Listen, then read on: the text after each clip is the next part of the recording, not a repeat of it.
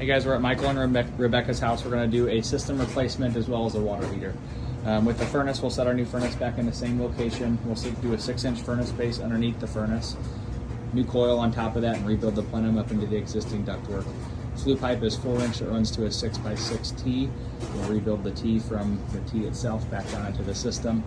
The gas line is all okay. We can just rebuild from the shutoff valve there back into the new system, putting a union in between the gas valve and the furnace. Return drop's going to get replaced, and I'm going to rebuild a box here on top of the return drop.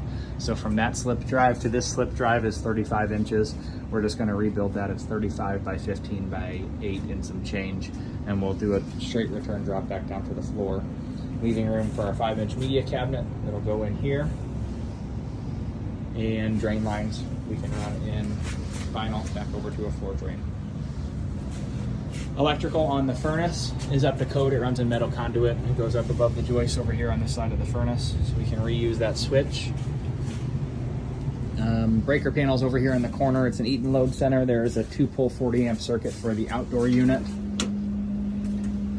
And then we'll just transition right into the water heater. Right now there's a 30 amp circuit that feeds the water heater. It is this orange cable or orange Romex wire that runs up to the ceiling, and it runs across through one of those returns there and comes back out on this side down to the water heater. So we'll pull this electric water heater out. We will run new water lines across the ceiling.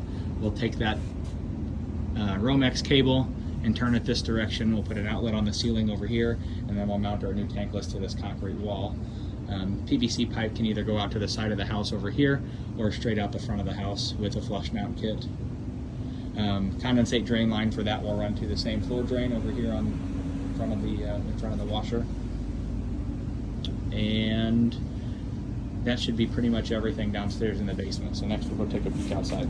All right guys, here's our outdoor unit. We'll pull this unit up. We'll set our new one back down in the same spot on top of a new pad, new disconnect box, new electrical whip, flush and pressure test the line set, and make sure to bring some Armaflex to re-insulate everything. Probably 8 foot of it should be enough. Bring 4 or 5 buckets of rock as well to level. And then we will have our